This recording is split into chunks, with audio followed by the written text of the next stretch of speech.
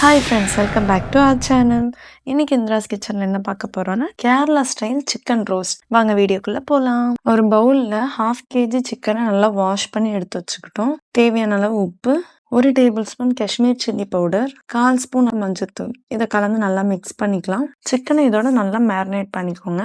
Pan வச்சுட்டு 2 table spoon தனியா, 1 table spoon சோம்பு, 2 டேபிள் ஸ்பூன் மிளகு, 1 டேபிள் ஸ்பூன் சீரகம், 2 ஏலக்காய், 1 பட்டை, 2 கிராம்பு, 3 காஞ்ச மிளகாய், இதெல்லாமே ட்ரை ரோஸ்ட் பண்ணிக்கலாம்.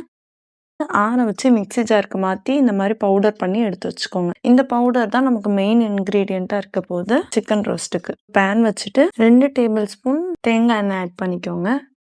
20 சின்ன வெங்காயத்தை கட் பண்ணி வச்சுருக்கோம், அதை இதில் ஆட் பண்ணிவிட்டு 1 பச்சை மிளகாவை நீட்டாக கட் பண்ணி, கொஞ்சமாக கருவேப்பிலை, 1 டேபிள் ஸ்பூன் அளவுக்கு இஞ்சி பூண்டு பேஸ்ட் ஆட் பண்ணிவிட்டு இதை கலந்து நல்லா மிக்ஸ் பண்ணிக்கோங்க. இந்த வீடியோ உங்களுக்கு பிடிச்சிருந்தா மறக்காமல் லைக், ஷேர் அண்ட் சப்ஸ்கிரைப் பண்ணுங்கள். மேரினேட் பண்ண சிக்கனை இதில் ஆட் பண்ணிக்கலாம். நம்ம அரைச்சி வச்ச மசாலா பவுடரையும் இதில் ஆட் பண்ணிவிட்டு கலந்து நல்லா மிக்ஸ் பண்ணிக்கலாம். தேவையான அளவு உப்பு ஆட் பண்ணிக்கலாம்.